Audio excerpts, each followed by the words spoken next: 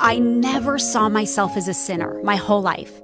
I didn't think I was better than anyone. I just didn't see myself as a sinner compared to other people that were hard on drugs or, like whatever the case sin is. was blatant or out I there. haven't murdered someone. I haven't done all these bad things. Like, I'm not really a sinner. And once I got put up against the law of God, have I honored God every day of my life? Have I always honored my parents?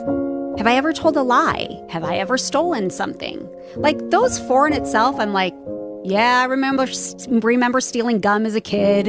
And then I learned that God's going to judge me by his standard of goodness and not the world's standard of goodness. And I really love this analogy. There's a little girl looking at a white sheep as it ate the green grass. And she thought how nice and white the sheep looked as it ate the green grass. And then it began to snow.